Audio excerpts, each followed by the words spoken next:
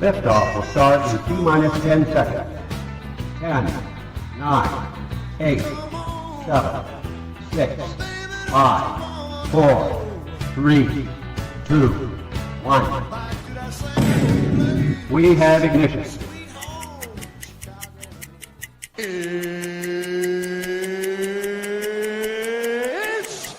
time! 15 seconds from Game 7 or from championship number 6.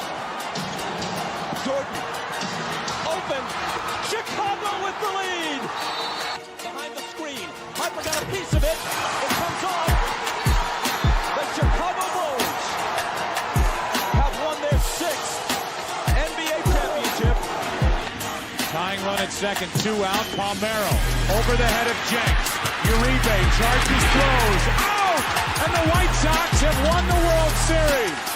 To the far side around the 8-yard line to Hester. Under it and to the middle of the 15, to the 20, breaks free of the 25, to the 30, to the outside, 40, midfield, 40, 30 to the coast, 20, 15, Hester 5. Oh!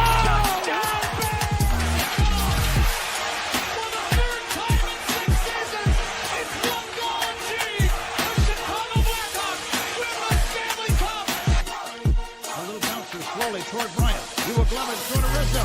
It's in time, and the Chicago Cubs win the World Series. What up, what up, what up? Welcome to ShawnSierraSports on Sports Zone Chicago. I'm your boy, the SuperBack, Shawn Sierra. Thanks for tuning in. If you're watching us on Facebook Live, well, then I guess you found us on Facebook. And if you're not following us on Facebook, what? Come on, go to Facebook, type in Sports Zone Chicago, click the like button. Now you're following Sports Zone Chicago. Simple. If you're watching us on our YouTube channel, excellent. And if you're not subscribed to our YouTube channel, for real, come on, go to YouTube, type in Sports Zone Chicago, click the subscribe button, but also click the notification button. That's the little bell next to it. That'll let you know anytime a show from Sports Zone Chicago is going live. Get it? Got it? Good. Man. Guys, I hope you. So we got a great show, but I need you to get interactive. So whatever platform you're watching us on, whether it's Facebook or YouTube, leave a question or comment on that platform. It'll come up here in the thread. We'll put it up on the screen. We'll incorporate it into the show. And that, my people, is what makes this the best morning Chicago sports talk show around. And that's you. So bring them all, baby. Questions, comments, smart ass remarks, because ain't nobody scared over here. Like The Rock said, baby, don't sing it. Just bring it. Man, listen, we got the chat is jumping already. Cornelius Squalls checking in. What up? Shawn Sierra Sports fans. Yeah. Cornelius checking in. Levette Lee's checking in. Happy House Music Monday, y'all. Got one of my house music shirts on. Househead. Yay. Rick Gonzalez. F you, Mr. Reinsdorf. Go away, please, so the Bulls and Sox can become relevant again. FJR.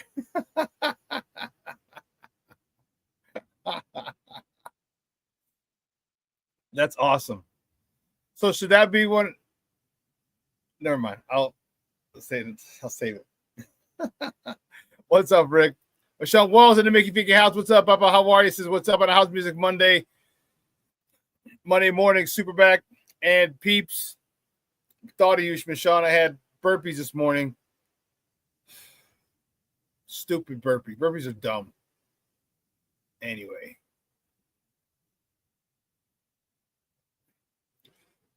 Is there infighting in Wrigleyville?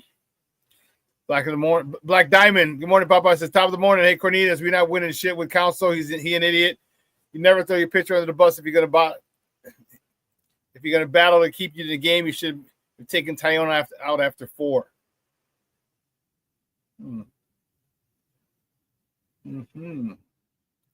Brandon Shush checking in. What's up, Papa? How are you? Thank you for tuning in. I appreciate it. My man Armando Emeterio Lara Jr. is in the house. Junior, what's up, Papa? Thank you for tuning in. I appreciate you. Oh. A whole bunch of stuff. Rick said, I'm at my wit's end with JR. With Jay Reinsdorf. Gorn. Why? What did he do this weekend? What did he do this weekend now that you're just mad with Reinsdorf or just came on? Oh, what happened? What? I don't know. Your vitriol toward him is pretty great. It's pretty high this morning. That's why I'm asking. You do something new over the weekend or? Shawn, let's see. We did ended up doing 15.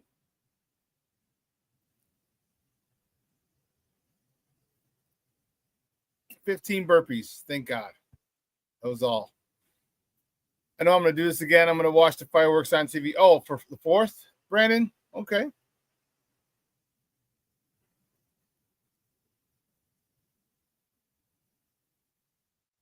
Not sure what you mean, Brandon. So start with the top of the morning. Start with the Chicago.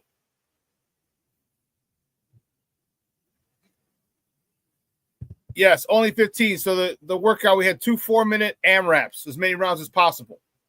And it was thrusters. So we had Hank, he had on the front rack, we squat down and stand up. And as we come up, we extend, the bar over our head. We had 5 of those. Well, each round was 5 that and 5 burpees, 5 thrusters, 5 burpees in 4 minutes. As many rounds of those as possible. I got 3 rounds in, so that's 15 burpees. Rick said, tired of the stupid moves. We just keep standing in place, both the socks and the bulls. Okay. I feel you. Cornelius says, morning, Rick, at FGB just for the heck of it. You're damn right. FGB. Yes.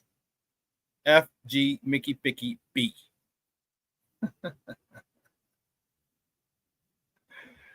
Oh, man, we got a good show for you today. My man, Fred Pfeiffer from the Big Red Bus is going to join us. We're going to talk about some of those stupid moves, Rick. We're going to talk about some of those stupid moves that the Bulls made. We're going to look back on the dismantling of that Bulls squad that led the East in the beginning of the 21-22 season. All right, the dismantling of that squad. We had the number 1 record in the East, best record in the East. In February, Lonzo Ball gets hurt. It all goes to hell from there.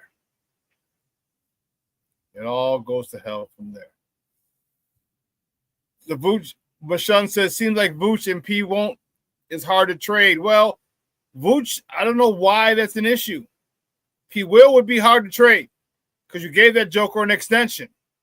People got to pay him a lot of money, and people don't want to pay him a lot of money. Not what he's shown this far. I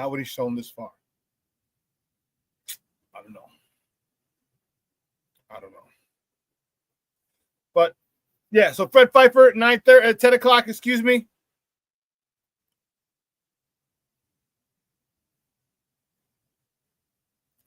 Bert Gonzalez. DeMar DeRozan, Alex Caruso, Alonzo Ball, Zach LaVine. We did not get 1 draft pick for any of them. Like, come on, at FGB. You can always FGB. It's always FGB. You know what? That should be your calling card, Rick. After every comment on here, just put like I hate the stupid moves. Period. I hate the stupid moves by Jerry Reinsdorf. Period. FGB.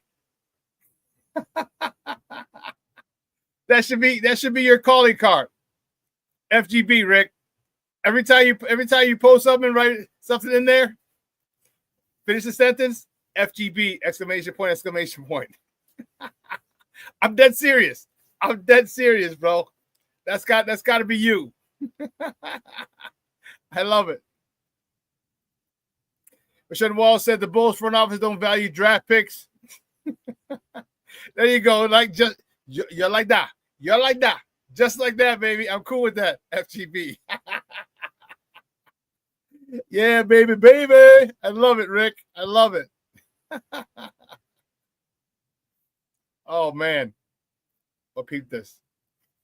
You guys are on fire today. I love it. We got some baseball to talk. Good weekend for the good guys. Not so good weekend for the Northsiders. Yeah. and I was debating if I should put that picture up. I sent it to Junior and his son Mondo about the midseason celebration for you guys. Yeah, we'll probably stay away from that. I got HR in my ear saying, "No, don't do it. No, don't do it."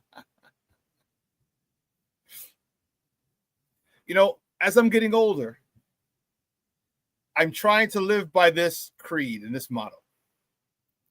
Never say the first thing that comes to mind. Never say the first thing that comes to mind. Okay, never. Because that's the smart ass one. That's the angry one. Okay. Always say the third thing that comes to mind. Because at that point, now you're kind of calm down. Because I know me. I always have a smart ass remark for almost everything. And so I'm trying to live my life, and it's working. Sometimes. Okay, it works. And I want to say something smart ass, and I'm like, But then I'll try to say a second thing, like, no. Then the third thing, like, okay, that's my calm, cool, rational, non-smart ass remark. Try it sometime. I'm telling you, try it sometimes. Hey, listen, if anyone else in the chat wants to just put FGB at the end of their whatever comments they have for the thread, feel free. That's just Rick's thing, but there's nothing wrong. It's it's like the NFL. It's a copycat league. So you're more than welcome, everyone else, just to put FGB at the end of any comment you put. We could be talking baseball. We could be talking basketball. We could be talking hockey. Talking whatever. If you at the end of your statement and you just want to say FGB, by all means, feel free. Please. I implore you. I implore you. Please. Feel free.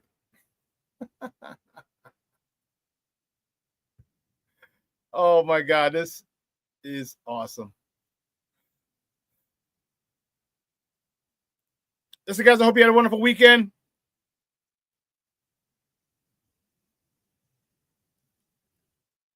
Weather was beautiful here to Shy. We dipped out of the mid 90s into the high 80s. So it was a good weekend, a good weekend to get out with your family, friends, your loved ones.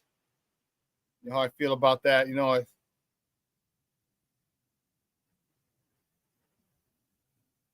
yeah.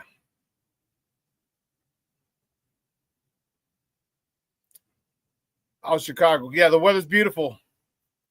Beautiful, beautiful, beautiful. High of 86 today. Okay.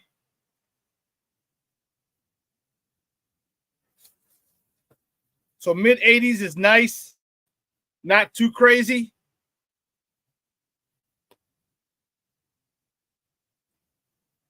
You should, bro. You should. That's dope. That's dope. That's dope. Listen. Oh, before, real quick, one quick thing.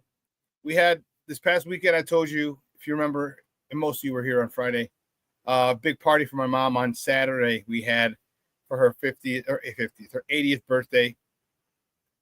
Her actual 80th birthday is tomorrow. Okay. But I decided to do it the 28th because think about it. Next weekend is 4th of July. Can't do it then. You know what I mean? So I decided to do it early. So we had a good pick. We had a really good time. Tons of friends and family showed up. Some RSVP'd and didn't show up. That pissed me off. Someone RSVP'd for 8. Showed up with 2. I still had to pay for it and all that. Anyway, that annoyed the hell out of me. But I digress. So I wanted to make it a Jordan theme. I wanted to get her a pair of Jordans just because I remember in high school when I was growing up I didn't have enough. She got me some when I was in college. After she didn't have to pay for school anymore for me. So I wanted to get her some Jordans. I had everyone wear Jordans. A lot of people wear their Jordans. Here's a picture from Saturday. She got the Air Jordan 11s. We're at Mama Luigi's. Again, big shout out to Mama Luigi's on 75th in Harlem. Man, it's a great, great spot. And she was happy. We had friends from her, from the Board of Education where she worked for 30 years, and AT&T, Illinois Bell, it was called back then. She worked with some of her friends were there she worked there for 30 years. We had some of those friends. And obviously tons of family. A couple of my friends were there, and it was great. My friend Mary Lou, my little sis, Mary Lou Micah, she was there with her husband. My guy Mark Micah, my fullback. Mary Lou created a poster with a whole bunch of pictures that I sent her, and had a happy 80th Ellie, and everybody signed it, which was really cool. We have that hanging up in the house now. And then my cousin Marlo, big shout out to my cousin Marlo. My cousin Marlo held it down, man. She put the centerpieces together. She put she took a lot of pictures that I gave her, blew them up, and created a table at the back right when you walked in. She had a lot of old pictures, and throughout the years, pictures of my mom. Once when she was actually her baby picture in high school when she first started working, and then her with family. I just can't thank my cousin Marlo enough. I want to say big shout out, thank you again, man. She held it down, so it was a good time. Mom Dukes was, man, yeah, she was happy, and that's the cool part. She's over there now. She's getting ready to go to CrossFit, and she's fired up. She's wearing one of the new outfits that one of her friends gave her. So this morning before the show, we get her stuff together. I'm like, what do you want to wear? She goes, I think I want to wear this. And she just pulled it out of the bag. I was like, that one? She goes, yeah, I want to wear this one. So she's wearing her new stuff to the to class today. So she's going to be fired up. But yeah, that's what I did this weekend. That weekend was fun. And then yesterday, I really didn't do anything. I just kind of recovered and just chilled. Just chill, enjoy the weekend. And here's my question: where are all my people with pools? Where are all my people with pools?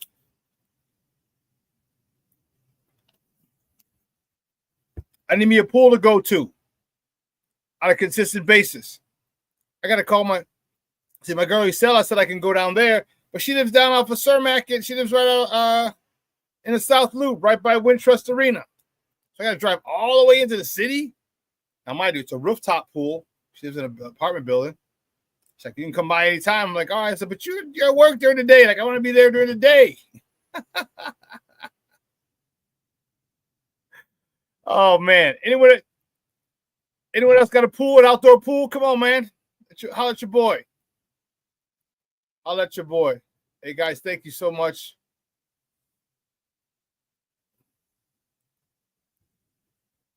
The vet Lisa, happy birthday to your mom. Thank you very much.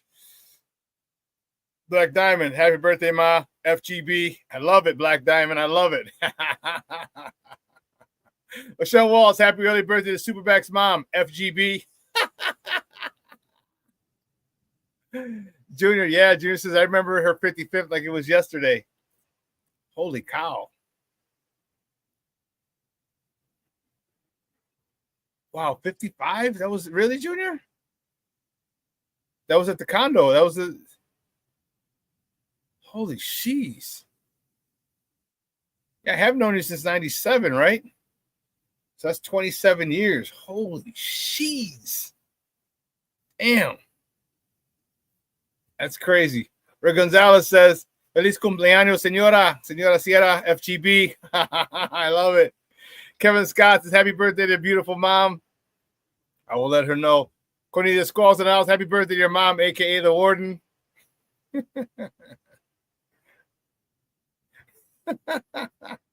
Rick said, my mom back in the day said, you want a pool, Rick? Fill up the tub and enjoy. FGB.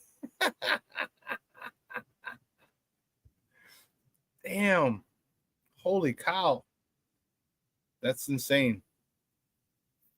That's insane. Wow, dude. Whew. It's been, wow. Holy sheesh, man, time flies. Because you only had Mondo then. If I'm not mistaken, you only had Mondo. You didn't have Monica yet. Yeah. I remember you were complaining like, oh my God, it's such a hike. Because my guy Junior lives up, he's a Lakeview guy, right off of Irving and Ashland.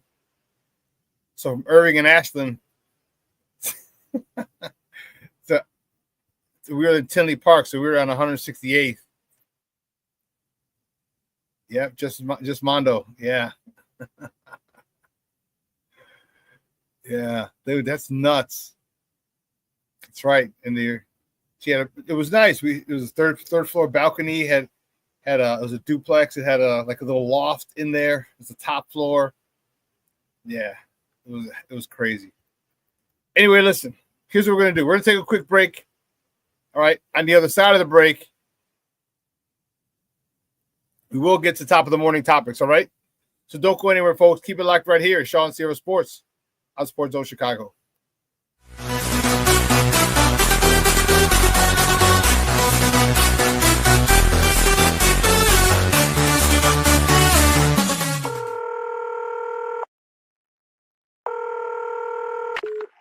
Operator 901, where's the emergency? 127 Brynmere. Okay, what's going on there? I'd like to order a pizza for delivery. Ma'am, you've reached 911. This is an emergency line. Large with half pepperoni, half mushroom. You know you've called 911. This is an emergency line. Do you know how long it'll be? Okay, ma'am, is everything okay over there? Do you have an emergency or not? Yes. And you're unable to talk because... Right. Okay, is there someone in the room with you? Just say yes or no. Yes. Okay, it looks like I have an officer about a mile from your location. Are there any weapons in your house? No. Can you stay on the phone with me? No. See you soon. Thank you.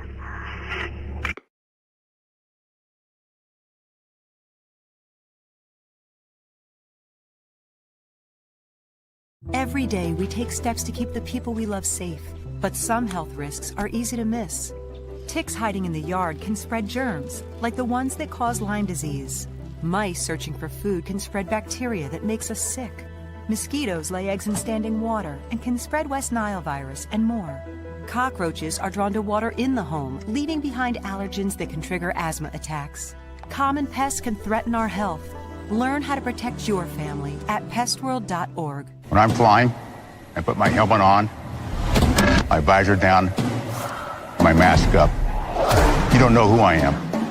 Whether I'm African American, Asian American, Hispanic, white, male or female. You just know I'm an American airman kicking your butt.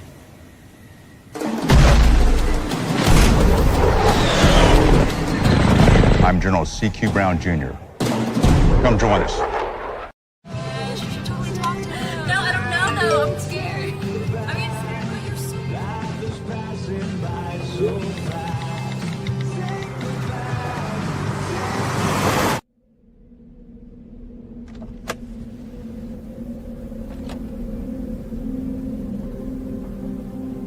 Do you know that you're in my lane? No, not at all. Are you not paying attention? Are you texting? I was just checking in with my mom. I was telling her that I thought we'd be home by 6. It's okay. There's enough time. Just pay attention. I'm not even halfway through my text. There's no way. I'm not even going to look up. My babies are in the car. You have to pay attention. It's just supposed to be a quick text. I'm so sorry.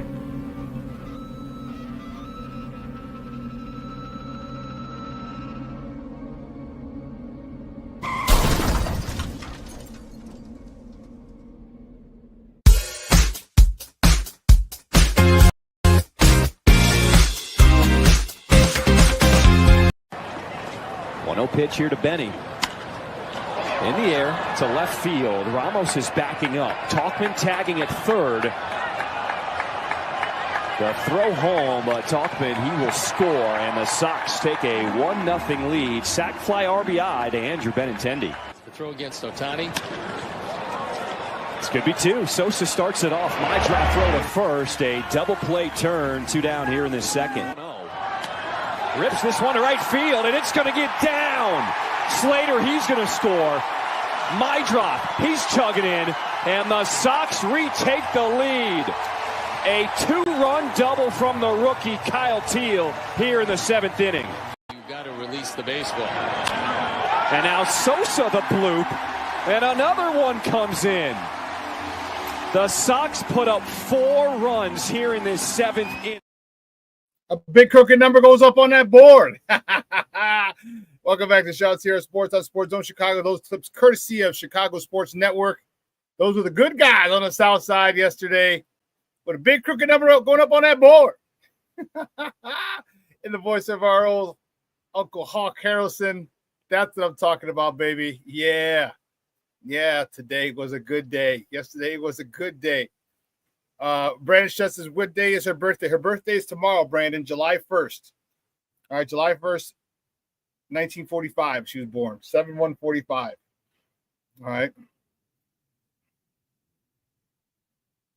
Awesome. Listen, let's get it crack-a-lackin'. Let's get right to it, guys. You know how we do the first segment of every show. It's called Top of the Morning. It won't come just when you want it.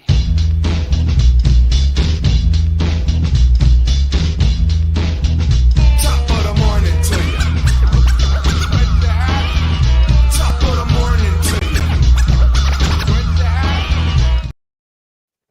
Top of the morning. Let's see which way do we go? Which way do we go? Which way do we go? Of course, we're starting here. Start with the good guys, baby.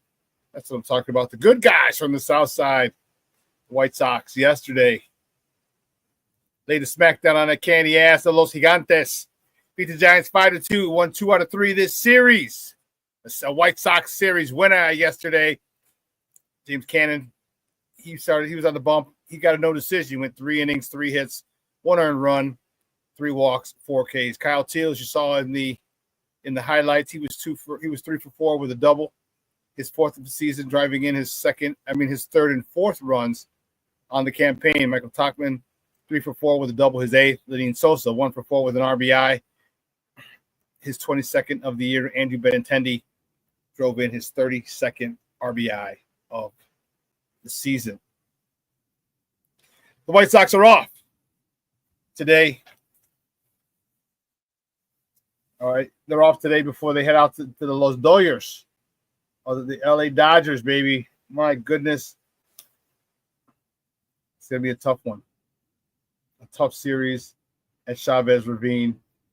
But they are on their way out to LA, Holmes. Vatos Locos forever, eh?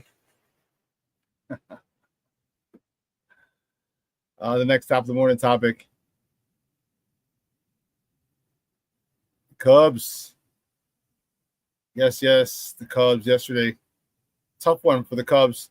Cubs get blanked by the Houston Astros 2-0.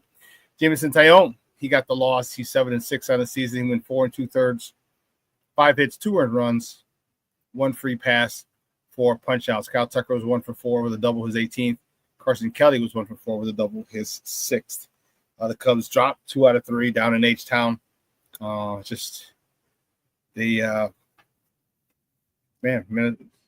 Milwaukee just keeps on chucking. They're chugging along.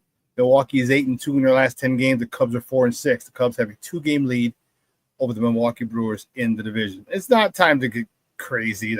Relax. All right. Yes, it's getting closer, but take it easy. Take it easy, man. All right. And I know it's 2 games and you're fine. You're going up to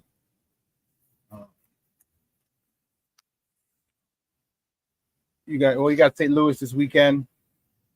You can create distance and just hope that Milwaukee doesn't keep winning. See, the Milwaukee and Miami are tied. The last 10 games are the only teams who are 8-2 in their last 10. Milwaukee's coming on strong, man. They are not going away. They are not going away. So you're going to have to.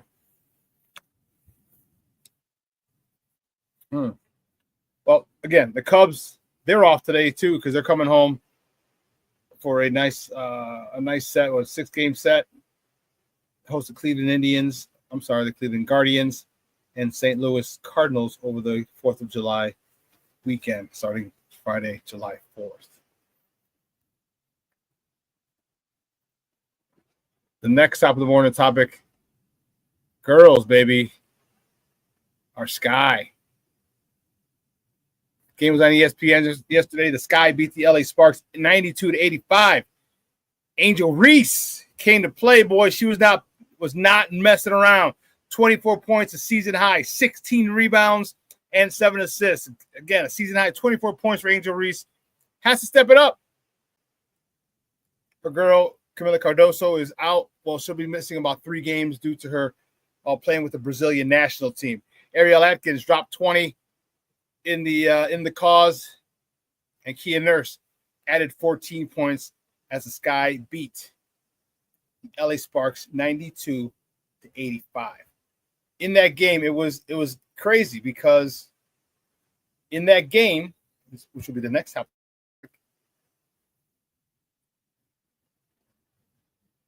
the LA Sparks retired Candace Parker's number 3 jersey. She played for both franchises. She won a title with both franchises. Okay, but the LA Sparks beat the Chicago Sky to the punch by retiring her jersey there first. So since they were playing in LA, the Sky were, I think the LA Sparks decided to do it then. Maybe kind of show them up. I don't know. Let's see. Next time of the morning topic, Rick. Don't get crazy on me, Papa. Don't get crazy on me. All right? I'm just a messenger. The next top of the morning topic. Oh. My tablet over there is talking. It's crazy. My Chicago Bulls. The Chicago Bulls they're going to trade Alonzo Ball to the Cleveland Cavaliers for Isaac Okoro. So here's how that has gone down. This is the dismantling of that. Bulls trade DeMar DeRozan, Zach LaVine, Alex Caruso, and now Alonzo Ball. Here's what they got in return: Josh Giddey, Kevin Huerter, Chris Duarte, Isaac Okoro, Zach Collins, Trey Jones. They got full control of their own first-round pick of 2025, this year's, and 2 second-round picks. All that talent. Now, we could talk about it. We're going to talk about it at the top of the hour with my man Fred Pfeiffer. But Josh Giddey, is he good? I mean, Kevin Huerter, he's supposed to be a dead-eye three-point shooter. We haven't really seen it. Chris Duarte, cut him. Isaac Okoro, he's kind of a physical guy. Zach Collins showed some signs. Trey Jones showed some signs of being a productive player. Yeah, I don't know. Should be a lot more draft picks in there. Listen. Wow. I got to take a quick break. I got to run to the bathroom. Holy cow. I can't believe it. I'll be back after this couple minutes. All right? My bad. Keep it locked right here. ShawnSierraSports on Sports Zone Chicago. Hey, it's your boy, the SuperBack, Shawn Sierra, and be sure to follow Sports Zone Chicago on all social media platforms, on Facebook, Instagram, and our Roku channel. You can find us at Sports Zone Chicago, and on Twitter, we are at Sports Zone Shy. Also, be sure to download our mobile app so you can take Sports Zone Chicago with you on the go.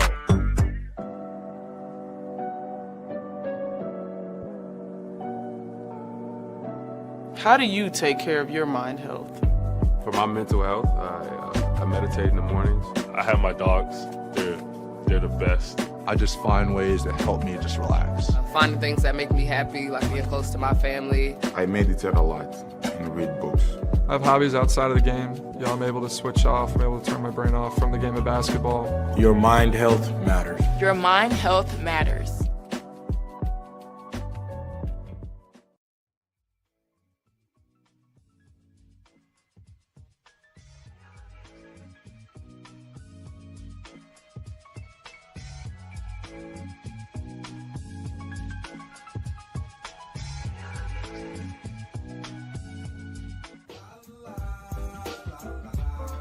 It's a romance sport. What? It's a romance sport like that. Your Marine Corps' way of life is to defend the American way of life.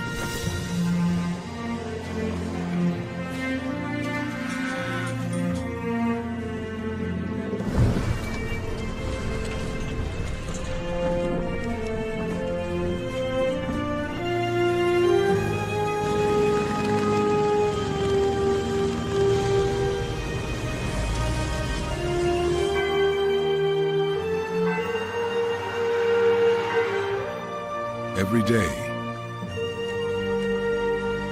no matter where we serve, we take a stand for our nation, for each other, for us all.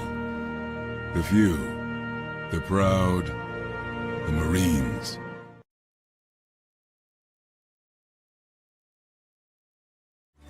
Everybody. Fuck Green Bay! Fuck Green Bay! Fuck Green Bay! Fuck Green Bay! Fuck Green Bay! Fuck Green Bay! Fuck Green Bay! Fuck Green Bay! Yes, sir! Welcome back to ShawnSierraSports on Sports Zone Chicago. I thought that'd be a fitting tribute to come out of break, out of a little bathroom break real quick.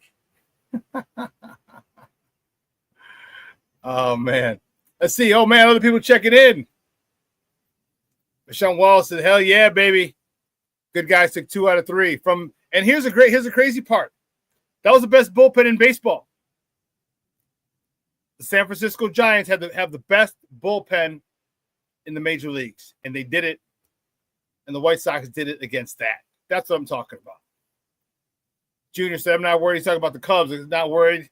It's a long season, man, and you can't get emotionally, you can't ride that emotional roller coaster. All right? You might have a bad week or two. Okay? It's going to happen. You can't. I mean, you can, but it's going to do a hell of a lot for your blood pressure. King Book of World, what's up, Papa? Salute everyone. And Shawn, what's up, man? I appreciate it. Thanks for tuning in. Cornelia Squall said Angel was a beast yesterday. I like when she gets the rebound and starts to break. I do too. She's feeling herself now. She's feeling herself.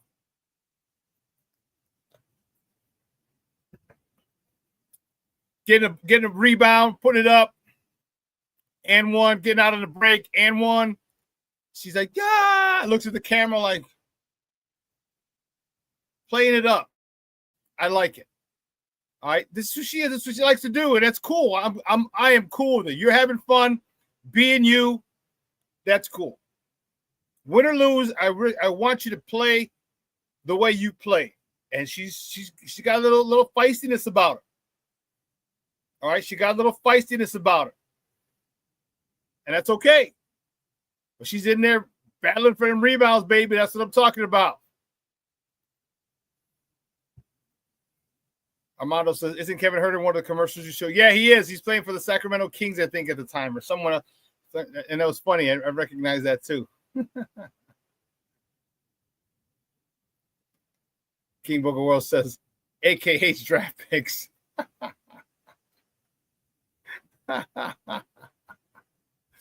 Cornelia says, except for Gideon Herter, the Bulls didn't get much back in those trades. Well, Zach Collins isn't bad. He's a piece. And Trey Jones was good, but Trey Jones was just hurt. But I would have liked draft picks. I hear you. But there goes the argument. You want draft picks or proven players? who need a change of scenery. Guys who've been in the league. I mean, look at Josh Giddey. Josh Giddey wasn't this good for Oklahoma, OKC. It's nowhere near this good for them. So is that what you want? You want young players who've been in the NBA already that you can kind of develop? Or do you just want – I mean, Josh is about to get a big-ass contract. Black Diamond says they done woke the villain up. Yeah, Angel Reese is – and she's flexing on him, boy. She's flexing on him, and I love it.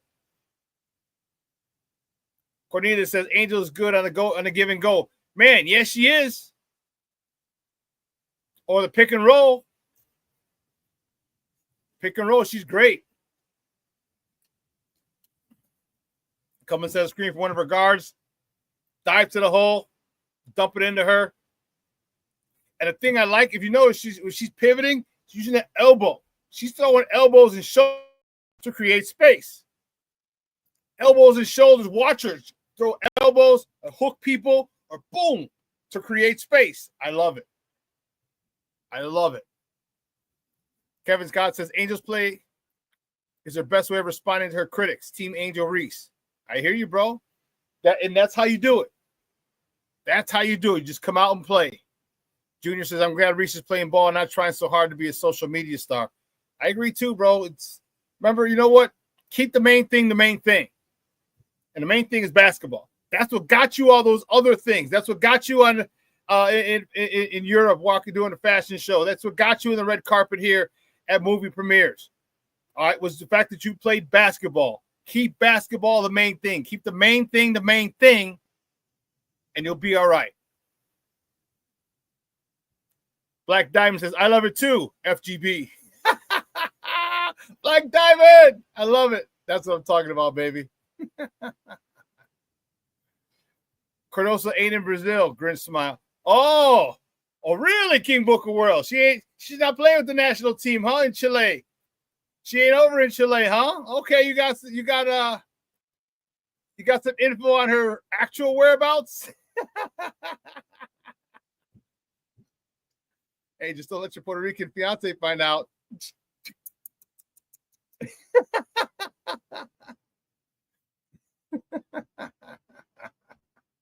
King Booker World, she's leaving tonight. Man, just don't let La Boricua find out, bro. Damn, it's a shorty checking in. What's up, Bubba? I says top of the morning. I'm here listening, just in a software meeting. Thanks for tuning in, shorty. I appreciate you. Appreciate you. But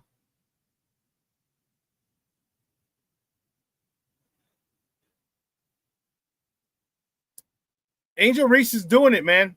All right, she realized she's gonna have to step up. We've talked about the villain role. She's comfortable with it. I think a lot of it is her own doing, but whatever works. All right, your job is to perform. And if this is what you need to do to psych yourself out to perform, by all means do it.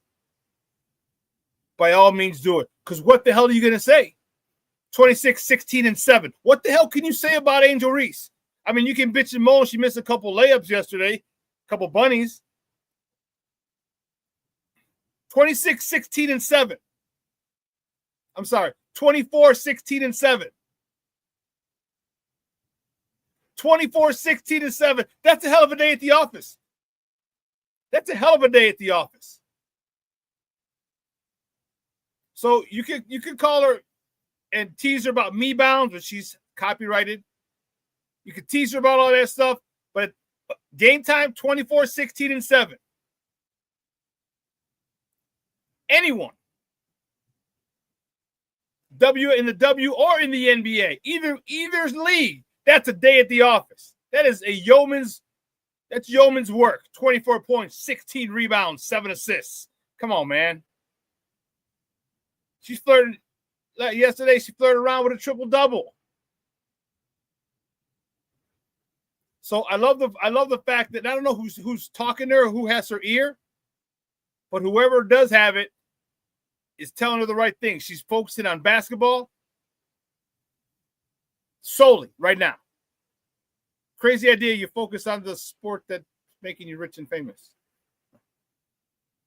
But I digress.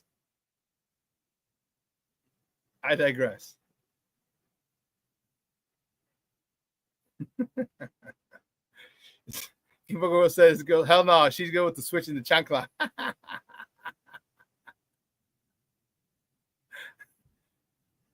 Tell him, Cornelius, those are Karl Malone numbers, boy. Man. And only at 6'3". King Booker will say at this point it would just be talking shit to talk shit about Reese. It is. And some people want to. Some people just want to complain, oh, she missed X amount of rebounds. I mean, don't get me wrong. I was yelling at the TV yesterday too, like, stop missing all those damn rebounds or layups. She was missing some. Was Ariel Atkins missed one? Elizabeth Williams missed one. They were I remember like 4 or 5 bunnies they missed. I'm like, what are you doing? It's a layup. I was yelling at the TV yesterday. I was mad as hell. Mad as hell. But the cool part about it is they don't play again. They have the whole week off. The Sky don't play again until Sunday at Minnesota. All right, you can catch that game on the U at 6 o'clock. 6, 5. It said 6. It is 6. 6 o'clock on the U. Channel 26, the U. All right. Good weekend for the good guys. All right, I was pretty happy with taking 2 out of 3 from the Giants. This team is just fun.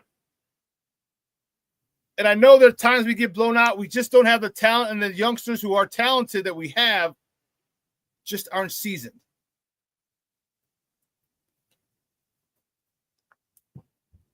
Chase Mydroff is one of those guys. I am really, really, really starting to like him a lot now.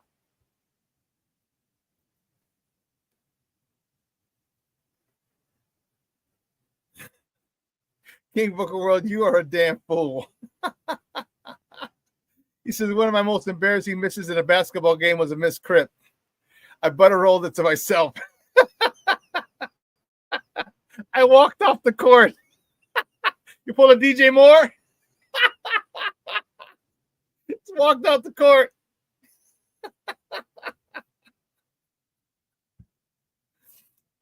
You're a damn fool. Hey, you forgot to put the FGB. Oh, that's hilarious. But I love this team. I'm really, really, man, I'm falling in love with this team because of the effort.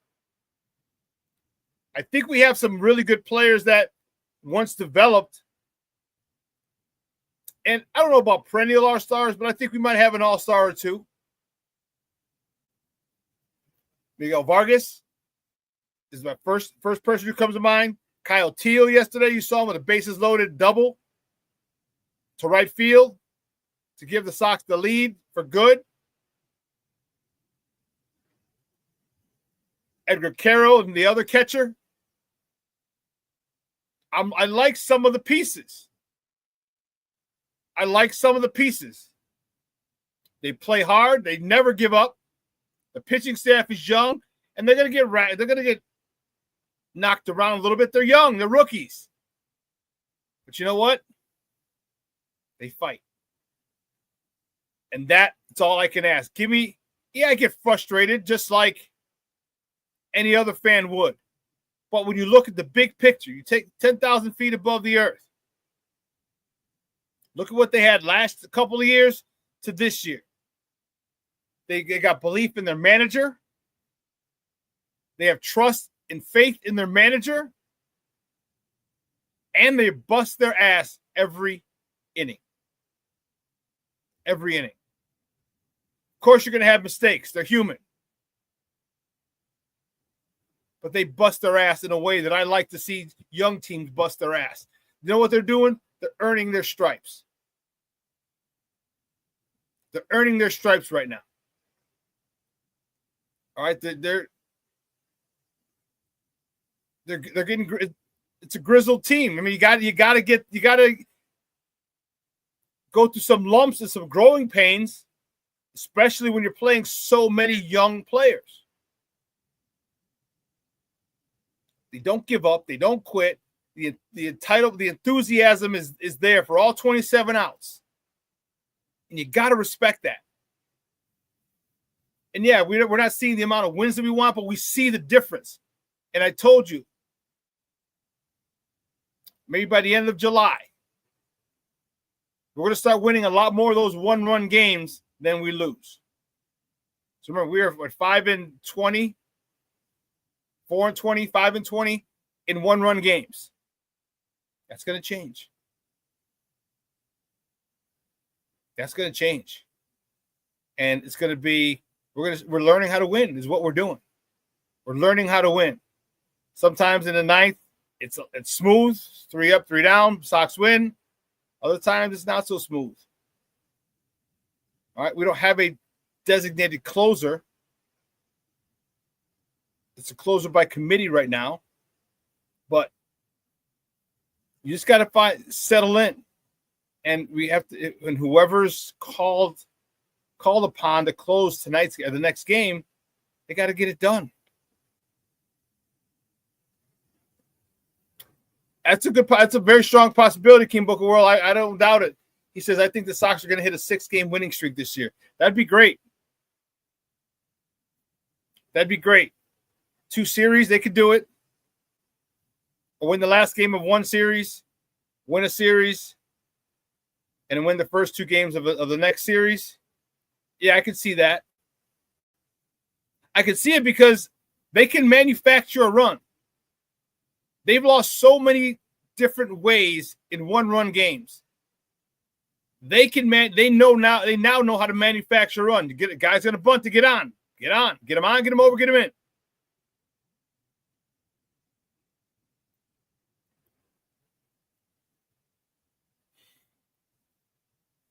This is a young team that's just so refreshing to see from what we've seen in the past. And I love, man, I was a big Yo-Yo guy, man. I love Yo Moncada. I even like T.A. I like Eloy. I love Luba.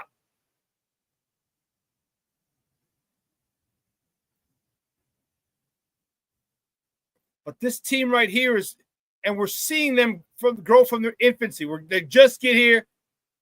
Chase Mydroff.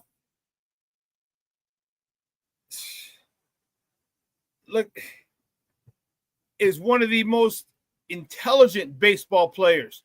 You saw the slide yesterday? If you didn't see this, oh my goodness. He was stealing second. He slides. He stops his slide short before the bag, before he can slide into the tag. Stops short, pops up, and the guy who I don't know if it was a shortstop. I think it was the shortstop. Was anticipating the contact, and he was leaning back. So he's leaning back. Chase stops his slide. The dude falls back, and Chase steps on the bag. They called him out initially, and Chase is like, no. And on the replay, it shows he stopped the slide. You talk about a high baseball IQ, that's what we're talking about. He's not the most talented guy in the world, but you don't have to be. You have to be smart. Doesn't matter what field, what sport you're dealing with.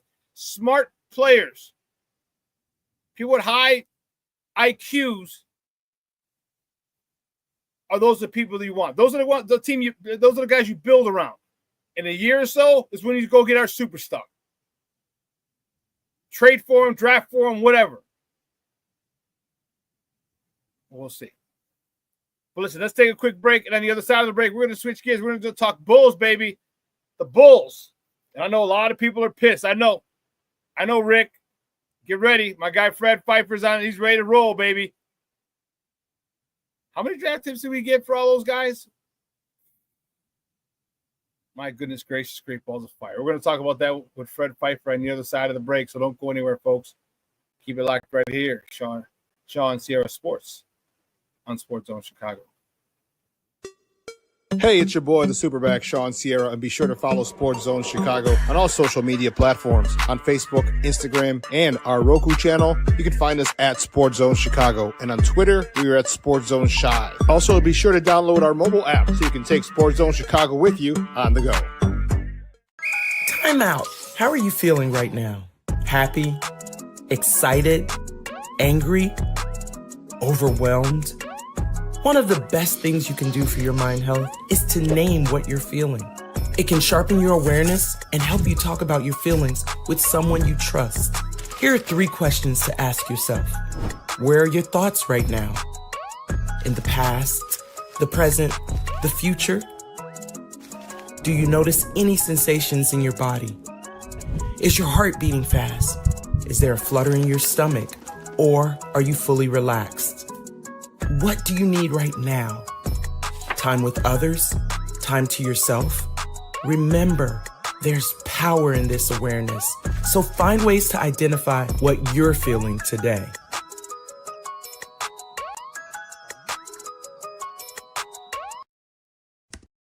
Very efficiently, especially in the last 2 games. Oh, you mean 51% from the field efficient? I mean, incredibly efficient. Banham held up by Kelsey Plum. 8 on the shot clock. Banham sends it to Elizabeth Williams on the inside. Gets her own rebound. Her championship pedigree, her resilience, her IQ, all of it just so impressive. And she's won at every level. Cannot believe that she did that. Like, how has not been done in history other than Candace Parker. And Beck Allen is putting the Sparks defense on notice. Sparks. And McCannon reaches in. There's that pressure. Atkins pulls up, drains it. We've had 12 lead changes. We've been tied 5 times. Angel Reese, single coverage. De'Erica Hamby, not enough to hold her. Welcome back to ShawnSierraSports. Those clips courtesy of ESPN. You heard Angel Reese yelling, and one! Demanding it, getting physical. You saw how she's trying to hook with the elbow, hit the shoulder, use the shoulder to create separation. I love the nastiness, the grittiness of her. All right. I know she's a beautiful young lady, but man, she gets down and dirty. She does the dirty work. She does the dirty work, and I love it. I love it. How else do you come up with 16 rebounds? She also set a WNBA record yesterday for 4 consecutive games of 15-plus rebounds. 15 or more rebounds in 4 consecutive games had never been done before in the WNBA. So keep talking shit about her. Keep doing it. All she's going to do is come out and give you 24, 16, and 7. 4 straight games of 15-plus rebounds, at least 15 rebounds. Come on now. As a second-year player, as a sophomore player in the league, led the league in double-doubles last year. Come on, man. This girl she's the real deal. Unorthodox as hell. Unorthodox as hell. But she gets the job done. Keep going, girl. Keep going. I love her. I love that they're allowing her to be her, which is awesome. Well, man, let's talk about the men's. We're going to talk about the man's. My next guest is a good friend of the program. I'm fired up to talk to him. He's a host of the Big Red Bus. You can find him on Twitter at CBEFred. Guys, let's welcome back to ShawnSierraSports, my man, Fred Pfeiffer. Fred, what's up, Papa? How are you? No, you got your mute buttons on. I can't hear you.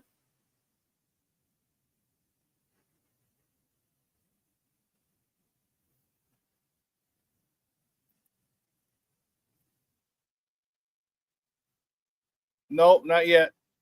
All right, let me know when you're ready.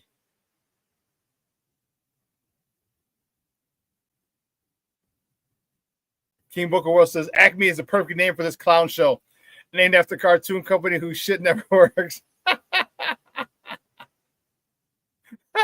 Remember in the Roadrunner, it was always Acme, ACME, Acme. Give me a thumbs up, Papa.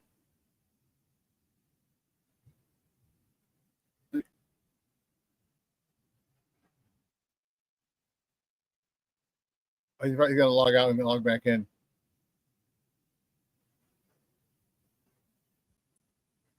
Shawn, can you hear me now? I got you now, buddy. Thank you. I'm so sorry, brother. Every time this happens, I'm going to definitely get better at this. I'm just so excited, even I'm having technical difficulties about this after this move with the beloved bull. You're not happy about it? Here's the first question. Cornelius says, all right, morning, Fred. All right, what do we get out of this draft?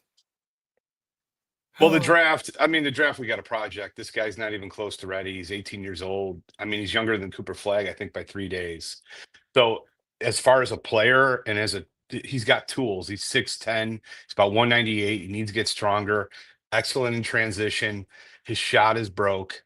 But I think I think what they saw here is, I don't want to ever compare anyone to Giannis, but if you look, Giannis was 6'8" when he was drafted, about 198, about the same weight. I think within 2 years, he put on 30 pounds of muscle. He was right around, or 20 pounds of muscle, about 220. I'm not saying that this kid's going to ever get close to that, but there is a lot to like here that at 18, he was playing in a professional league with adults for 2 years. Yeah, there's a lot to like. It's a project. There's no other way to describe it. It's a complete project. I wish they would have done what Atlanta did with the next pick, which is they made this insane trade with New Orleans to get, to take Derek Queen, pass it to New Orleans. But in exchange for that, I'm not a Derek Queen fan. I don't think Derek Queen's going to be great. He's a fantastic college player. He's not athletic enough to guard in the NBA, and he can't protect the rim, and he can't shoot the three. Those are all bad combos. And Atlanta was able to turn that into Asa Newell, and also, more importantly, an unprotected 2026 pick in a loaded draft. That was the route I would have preferred they would have taken. However, Noah, I really like a lot of what I saw in film. But he's nowhere near ready. This is like something that I saw this year with Modest. Modest really wasn't ready yet, and I think Billy Donovan took a lot of heat. I think it was proven when he was finally inserted into the starting lineup. He played terrible for the first 10 games, but he built confidence. He was able to handle it, and then by the end of the year, he was playing at a really solid level. This kid is not Modest. Skill-wise, he is nowhere near where Modest was, and even like from physicality level, Patrick Williams. So both of those players got far more minutes than I think this kid's going to get. But there is a raw ability there. It's pretty exciting that hopefully we can see some fruition in a few years. They played against Portland last year, 2 seasons ago, and I saw he hit a three. Athletic is all get out, and that's cool. I think if he wants to be an impact player, okay, he needs to be over here right now, every day lifting with Matas Buzelis. Matas is in the gym now. Get your ass hit the weights for an hour and a half, and then go run some court, run up and down the court. All right, I think he needs that. I think he needs to get that weight on, because if he can get and add some 5 to 10 pounds this offseason, okay, now that's kind of a step ahead. He's got a head start, of a leg up, so to speak, on not having one off season and not coming in as such a frail player. He'll still be frail, but not as frail. Mm-hmm. Right. And then you get some run with NBA players. I know you're on the national team, but man, on the French national team, but it ain't like running with the NBA players all summer. And that's what he's got to get. And I hope someone says, hey, get your ass over here, start working out with us at our facility. Okay. Get stronger. And as soon as you're done working out, run a few games, because that would be in his best interest. It's a great idea. I think, though, I don't think it's going to hurt him that he's going to play with the French national team. That team's incredible. A lot of pros on it. I think that will be beneficial to him. So I'm not that against that. But as soon as it's over, you're absolutely right. He needs to get over here, get in the gym, and build about 15 and 20 pounds of muscle over the next few years to get to a place where you can actually play. I do like his defensive versatility. I think that might get him some time this year. But again, I think the fan base should not get upset or angry if he plays very little, because he is absolutely a project. He's 18 years old. It amazes me. 18 years old. My son's, just turned 17. So it's like my son's playing. He's he's a junior in high school. So it's like, it's crazy to see that this guy's already playing on an NBA court. And I don't know. It's pretty exciting. No, I do feel like the Bulls' last 3 moves they've made and getting Modest, who, according to all accounts, is built on a ton of muscle and looks incredible. Modest and this move for Lonzo Ball, I think will go down as one of the best moves. Or I really, that's how high I am on Isaac Okoro, and I think it's Really? uh, we as a fan base, we cannot be so reflexively negative that we fail to recognize when this front office, and no one's been more critical of this front office than me, but you cannot be that negative and just reflexively say this is a terrible move. It was a brilliant move. Isaac Okoro is a 24-year-old uber athletic wing who JB Bickerstaff only a year ago called the best perimeter defender in the league in a game after he held Anthony Edwards to 7-25 shooting. I encourage everyone to go on YouTube and highlight Isaac Okoro defensive highlights, and you will see night after night, highlight after highlight of some incredible defensive plays on some of the best offensive players in the league. You know, Trae Young, Brunson, you go up and down. That's what his task was, to guard the best opposing perimeter player on the team. And he did it to an incredible level. And he didn't get a lot of pub for it. And, I thought he was in a kind of a difficult situation, quote unquote difficult. The team won 64 games and was a winner for the last 3 years. But he was a rotation player in that team, but he was behind 2 all-star guards and, a team that was loaded with talent. He was still in the rotation, but wasn't a lot of opportunities to showcase his offensive game. And more importantly, 2 years ago, that team was 29th in pace. What does Isaac Okoro do well? He's in the 87th percentile in terms of like fast court, just up tempo finishing. And so this offense that Billy has developed is suited perfectly to his game. I think you're going to see a kid really make a jump. I am uber excited about this. And not only that, Chicago doesn't really know him. I think I could tell it's clear that people aren't aware of him. They're going to love this guy because defensively, there's no one on the team now that's even close to him. It's Isaac Okoro, and then there's like 4 or 5 spots in an aisle. But this guy is easily the best defensive player in the team right now. So I think with how hard he plays, Chicago's going to love him probably pretty quickly within the first 30 days. And athletically, he's going to be a perfect fit for this offense and like just being fast and dunking and using his athleticism to get out and run. Yeah, so I was listening to Casey Johnson. One of the things that he was saying was that this guy's very physical. He's a very physical player. And if that's the case, then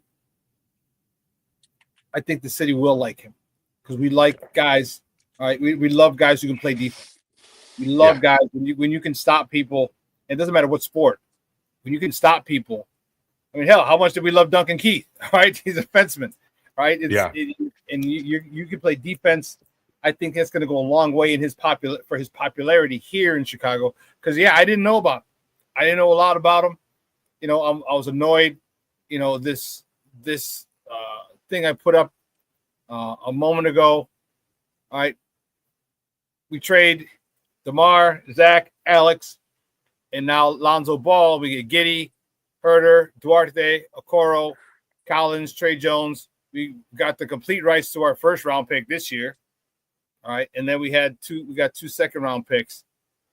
And we're wondering why. And Bulls fans are mad. They're like, they wanted more draft picks. And my question to Bulls fans and my question to you is, would it be better to get more draft picks here? Or do you want players that have been in the league that you feel need a change of scenery and that you can develop? Josh Giddey was allowed to flourish. Kevin Herter. Isaac Collins played pretty well for us. Again, I'm not putting him in the All-Star game, but he played well for us. Trey Jones played well for us, but he was hurt a lot.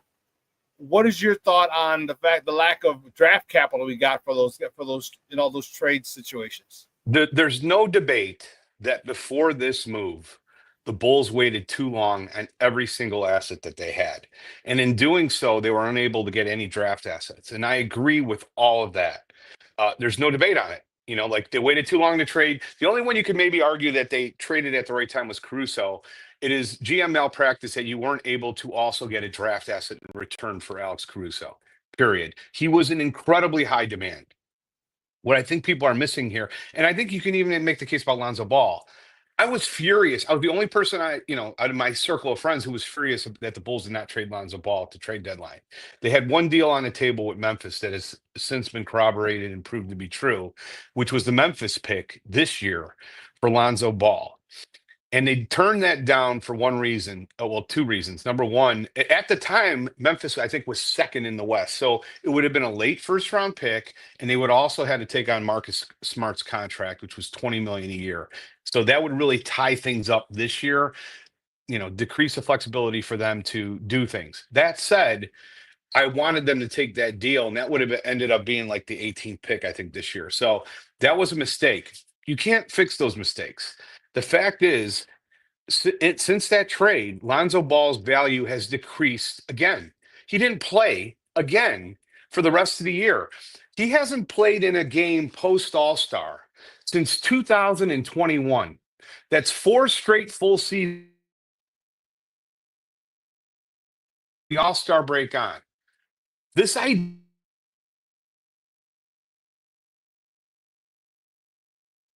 Roger. I don't know if we got you frozen there, buddy.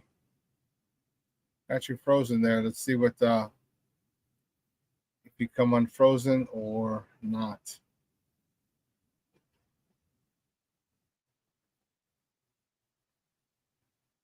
Do me a favor, Fred. Yeah, Fred's connection is.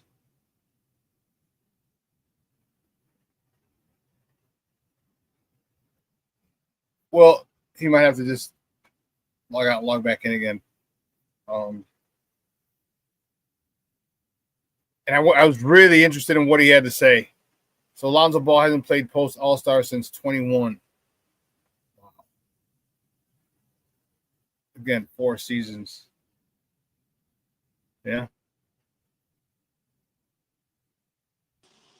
Are you there, Shawn? Can you hear me? I can't hear you now. Yeah. Hold on. There you go. Can you hear me? Gotcha. Okay. So this You're idea talking about Lonzo Ball, 4 straight seasons he hasn't played past the All-Star game. He hasn't played past the All-Star game. So this idea that, and yes, you were able to get a late first rounder at the last trade deadline. He then missed the rest of the season. So like this idea that he was going to garner a lot of draft picks is insane. He might have got multiple second rounders. I'm telling you, the bet that Isaac Okoro is going to be could take that jump as an elite player, the odds in that favor are much higher than any second rounder turning out to be anything. Everybody likes to throw out, oh, what about Jokic? Yes. I think it's 1% of second round players actually have made an all-star team. It's less than that. It's incredibly unlikely. Most of them don't even make the team. Most aren't even in the league. So this was a great move. And I think I'm really saddened just to see the general reaction about it. And I think it just has a lot to do with people don't know who Isaac Okoro is, but you're going to be really freaking excited. Here's a quote from JB Bickerstaff, which I can't repeat enough. Isaac Okoro, in my mind, from people's perspective on the outside in, is really underappreciated. There are so many things that impact winning that don't go into stat sheets that Isaac does. The way he makes his teammates feel when he does those things, you can't put a number on that. Corroborated by Jimmy Butler. Okoro takes all the right shots. He gets stops and rebounds. He's always passing the ball to the open guy. I really like his game, end quote. He is a winning type player. A la Alex Caruso, everybody points out, well, his numbers aren't great. He does things that impact winning. It's exactly what Isaac Okoro is. And so this was exactly what I was going to ask you. So he's going to be like our version, going to be basically like Alex Caruso. Yes, obviously Alex is older and more experienced, but as far as everybody likes to throw out that term, the DAWG, that's 100% what Isaac Okoro is. He plays with a high motor. Shawn, the next time you see him play, I will be shocked if you do not like this guy.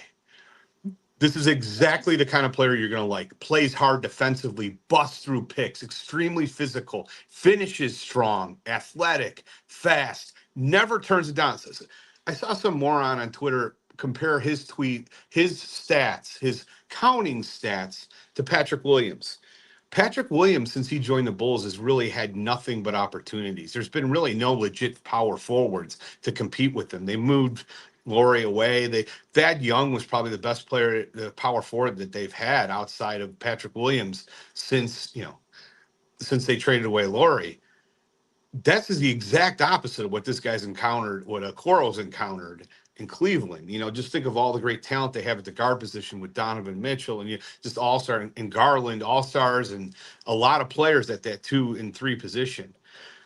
So I feel like he's the kind of player who's been kind of caught up a little bit in that, and his stats aren't as good as other players who've been given more of opportunity. But the stats they don't look at is how he busts through picks, how he takes the best, perimeter offensive player every freaking game and just wears that guy down. This wasn't a fantastic move, and people are going to look back and say, when Ball misses 75% of the season, I love Ball and I love the story, but the reality is he shot 36% last year. Has anybody even mentioned that? He shot 34% from 3. You know what Isaac Okoro shot the last 2 years from 3? 39 and 37%. He's been a better three-point shooter and a better defender. Everybody acts like, well, Alonzo was great in those 35 games. No, there was a lot of guile. I can't believe people can't see how much he declined physically. He did. I can't even believe we were able to get it, and yet it's complete outrage from the fan base. And rightly so for everything else. But Modest, Okoro, those are 2 fantastic moves. I don't know how Noah's going to be, but we should feel definitely better on what we've seen lately. Does AK have anything to worry about? Is he – because then he continues to do these things like this project. Like, why do we need projects? Why don't we get young players who have a big upside? There's no guarantees in any draft pick. Of course, we know that. But that was the best you could, Noah was the best you could take it at that number 12 slot. I really like Coward, who went before that in a trade. I think Portland took him. I mean, at that position in the draft, the best players are usually found in the 1 through 5, 1 through 7. You can find good players in 1 to 15. I mean, it's SGA. Look at that range between 6 and 15. I don't mind taking this, taking this kid at 12. Okay. I don't mind it. I don't think it's a terrible gamble, or 11.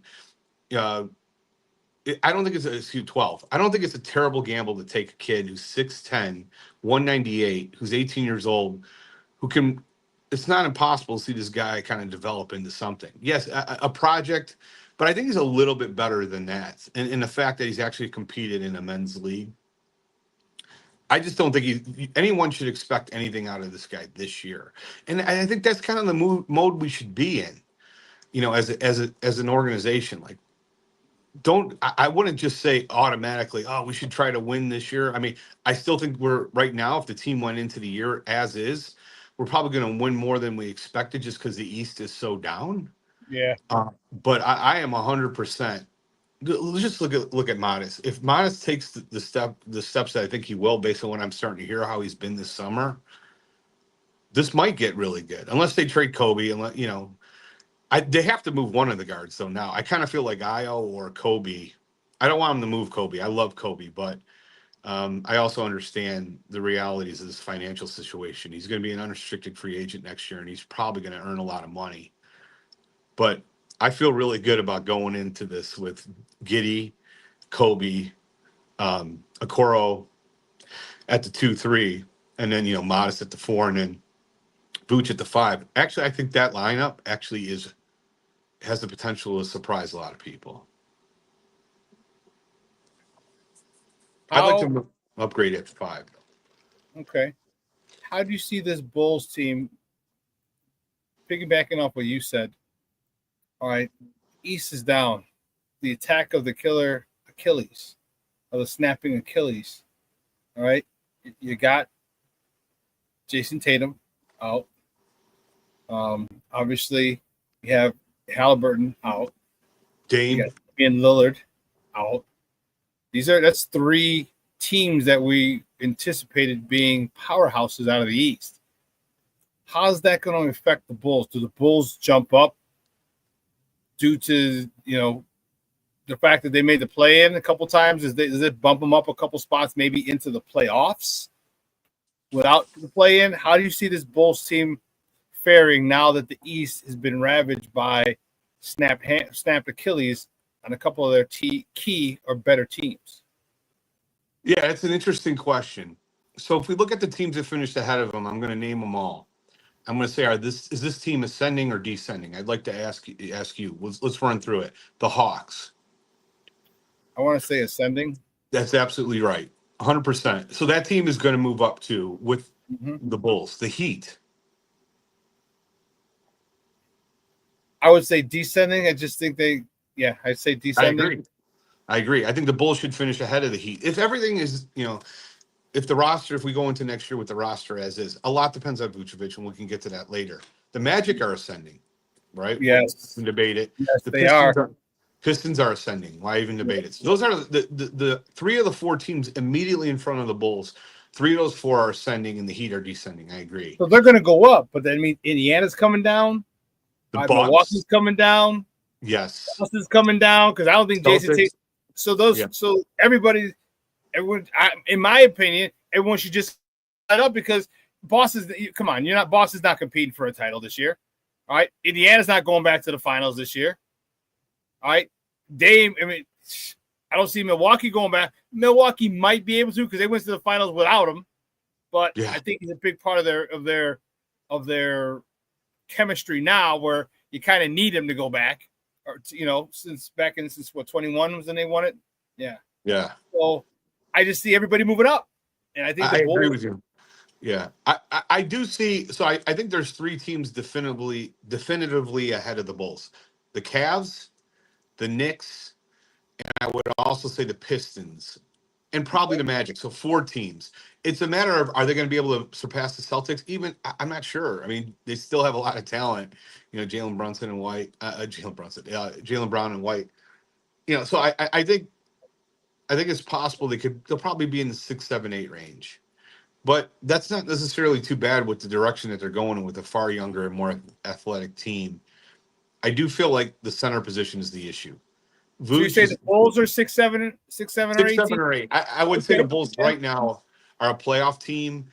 If they don't make any further moves, probably around 6, 7, or 8. So they're going to move up from 10 to 6, 7, or 8. And it's going to be a battle between them, the Heat, the Hawks, and that whole area. But every team below them, I think, is on the downward trajectory, with the exception of Philadelphia. Philadelphia could hop in there too. We'll wait and see if Embiid is healthy. But what are the odds of that? Guys, we're joined by Fred Pfeiffer. He is the host of the Big Red Bus. All right. We're talking Bulls basketball here on ShawnSierraSports on Sports Zone Chicago. Is this kind of what Billy wants? Because we see Billy seems to have a knack for developing young players. All right. He did it well in college when he was in college, and obviously they're young players. They're 17, 18, 19 years old. He's getting another young player, 18 years old, who's, as we've talked about, played for 2 years. 2 seasons he played in a grown-ass men's league. So he's not playing in the G League. He's not playing in high school or college. These are grown-ass men. Is this kind of a pick that Billy can really go to work with and really, really develop into something special because of Billy's track record? I think so. I'm a big fan of Billy Donovan. Shawn, I know you're not, and I know there's a lot of people listening to this who aren't. I'll just point out that last year that team was top 20 in defensive efficiency. There is no stat that is more predictive of a team that's going to make the playoffs than defensive efficiency. The top 13 teams in defensive efficiency, led by OKC, all made the playoffs. The bottom 7 all missed the playoffs. The Bulls were 19th. And I'd like to ask everybody listening, who are the real elite defenders on that team last year? Io was a good defender, and he missed half the year. It is a miracle what Billy Donovan did with that team defensively. Vooch is a turnstile. He is a rim presenter, not a rim protector. He's horrible as a center. And then Giddey's terrible defensively. Kobe's not good defensively. Up and down that lineup, Patrick Williams had a down year defensively. Up and down that lineup, there's really there was no defensive talent yet. They were 19th. Now you bring in an elite defensive perimeter player in Okoro, and I think they're trying to address that. Hopefully Modest improves. Modest was really good as shot blocking, but he was not good one-on-one defense. He wasn't big enough. He was oftentimes just out physical. Bullied, exactly. I think he's addressing that. I believe whatever is given to Donovan, he's one of those coaches that adapts his system to the talent. And I think he's finally getting in players that he really wants in terms of how he wants to play, which is at a fast pace, which worked with Pacers last year. Excuse me. And I think they're starting to add some pieces on, like in a Okoro that are really going to help him, defensively and kind of build the team that he really wants. So I'm pretty excited, lately now, I got to admit, because I think Acme's been done a lot better with the Modest pick. The Modest pick saved their job, in my opinion. That's why they got the extension, is because I think they saw something with this guy and he made the secret pick. extension. What's that? The secret, the quiet, the hush hush extension. Yes, the hush hush extension, which, be honest, he didn't deserve, no doubt. And there's no doubt, there's no debating that. However, I'll tell you what, if he keeps on making moves like bringing in Isaac Okoro for a guy who never plays, I am 100% behind that. I will also admit, if you look at my tweets, I suggested that exact same trade on 6/15. My tweet was something to the extent of, hey, Acme, call up the Cavs, because I knew they were in cap hell. They were trying to make all these moves. The Cavs, in my opinion, their bigger interest is Okoro's on a 2-year contract, a value contract. It's basically 11 each year. They were able to hammer him on that due to the restricted free agency. They negotiated correctly, and the Bulls didn't for Patrick Williams. And, Lonzo's on this 1-year contract with a team option year 2. I predict he'll be cut next year. I don't even think he'll be on the team next year. I think they purposely brought him in because it was a better, more contractual situation for a team that's loaded with talent that's got major cap issues. So keep on making those type of moves, and we'll be cooking with gas. And that's a good strategy. If you got him for 1 year and you can cut him the following year. Okay. All right. Yeah. Well, I'm a little more relieved because I was completely in the dark on Isaac Okoro. I didn't know anything about him. I'm glad you gave me some insight on him. So with his defensive prowess, how much do you think that spills over into the mentality? Because Billy loves defense. Billy loves defense. How much do you think that's going to spill over into the mentality of the rest of the team? Because when Alex Caruso was here and he was on the court, that shit spilled. That was infectious. I mean, obviously we weren't the number 1 defense in the NBA, but we triggered a lot of offense was started because of defense. We had a lot of hands in the passing lane. We had a lot of deflected balls and steals and traps and 5-second counts. We had a lot of that shit with Alex Caruso. Is Isaac Okoro the type of guy who can do that type of thing and raise the level defensively for this Bulls team? If he can, there's a lot of studs that you and I both know. They're young, athletic. They get out and run. Hey, let's go, Baba. Let's go. Outlet, 1 dribble, dunk. Absolutely. I'm telling you right now, you will see this. And again, go to YouTube and Google Isaac Okoro.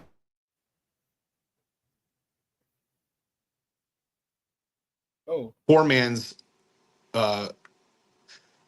Caruso right now at the age of 24, and he's going to continue to get better. So I am uber excited about this move. He's going to inspire his teammates to play harder defense, and more importantly, he's going to take those assignments off of Kobe and or Josh Giddey. Like I thought Kobe last year, it's hard enough to be your primary offensive engine, but when you're also go up against the best offensive player on the opposition who's in the backcourt, that's extremely difficult.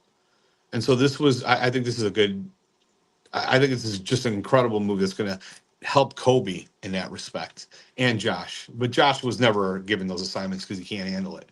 Kobe was the guy who was given the more difficult assignments, and now it's going to help him. What do you think Josh Giddey gets extended for? What do you think his numbers are going to be? Because Josh Giddey is a guy that I didn't like at all. I hated it when he came over. I agree with you. I called him Sunshine from Remember the Titans. He was always complaining. He was bitching and moaning. I got fouled. And then he just proceeded to go on a flirt every game with a triple-double tear. And I'm like, oh, shit, okay. Where do you think his value is going to be? Where do you think he's going to end up signing with the Bulls? And do you think he's worth it? Because what's he, 22, 23? Yeah. Well, what I think they should sign him for is play hardball with the restricted free agency. There's no team in the league that can offer him more than, I think, $24 million, $23 million. I think the Nets may be able to do that, although they took on Terrence Mann's contract. So if you look at the whole, the whole landscape, the Bulls should pay him 23, 24 million. That's what he's probably worth. And in reality, he wouldn't even get that because most of those teams already have their answer at the point guard position. It's more of a question like, well, the Bulls probably feel like, well, we want to make them happy. I know that's what they're thinking. I agree with you. Like, I feel like he was fantastic in the last 30 games, but the first 52 were not fantastic. So when you balance it out, what's his value in the market? Like some people will point out, well, he's better than Quickly, and I agree with that. And Quickly got 32. He's not worth 32. Someone else's mistake does not mean you make the same mistake. In reality, what the market would dictate, he's probably worth 23, 24. I think the Bulls will pay him 29, 30 based on just their past mistakes. They paid Patrick Williams a ridiculous contract at $18 million a year with a fifth-year player option that he didn't deserve. But I do feel they kind of learning from those mistakes and are not going to continue to do it. They gave Vooch a 3-year contract that nobody, extension, second contract that nobody in the league would have given him. They might have given him 2 years. I think they're getting smarter, hopefully, and realizing a lot of their mistakes. But I suspect they're probably going to pay him 29 to 30 on average for 5 years. This is not AK's first run. He's not a rookie president of basketball operations. Like it's not he helped build that team in Denver. It's mind-boggling to me the fact that you're like, well, they learn from their mistakes. You shouldn't have those types of mistakes when this is not your first rodeo. And I think that's one of the reasons that I get upset and Bulls fans get upset. Like you had a big hand in what's going on in Denver when they won a title, and that crew. Like you have experience to come here and try to figure shit out. It should have been figured out in Denver. Yeah, I think it was pretty clear, though. I mean, it should be that Tim Conley was the guy who really deserves most of that credit, who then moved on to the Timberwolves and has built a contender there. I'm not sure how much Arturas deserved, plaudits for what happened in Denver. I'm sure some. He was part of that front office, but it's pretty clear to me just based on subsequently that Tim Conley was probably the brains behind that entire operation since he leaves there and immediately fixes the Timberwolves. And what has Acme done in the interim here in Chicago? That said, you got to call it like it is. The modest pick was fantastic, and this move, in my opinion, was incredible.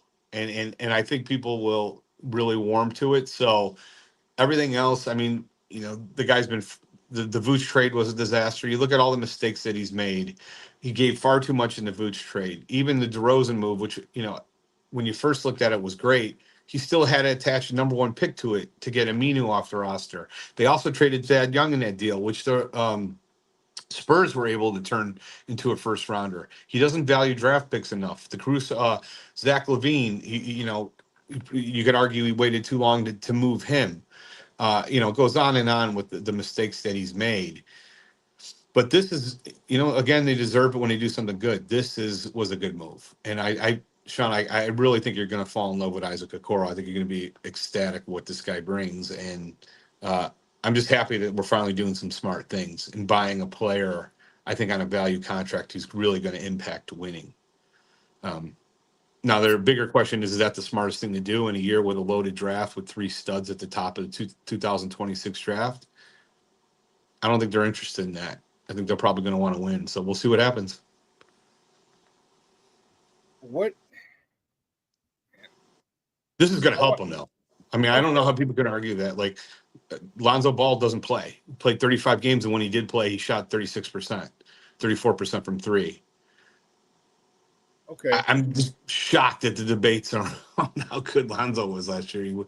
It was. I think we were all blinded by the story, and in the reality, it wasn't as good. Okay. I am. I believe you me. I will check out the highlights of Isaac Okoro, and I will text you like, "Holy cow!" Yay or nay, I like or whatever, whatever I feel. After I watch him, and I'm looking forward to it because if that, and people have to understand, just because he's not a scorer doesn't mean he's not valuable. Correct. Okay, he can. By his defense, he can literally help us increase our pace and our points per game by the defense he plays. People don't understand. You don't want to look at, they just want to see how many points does he score? How many points does he score? That's not the whole pick. That's not the big picture.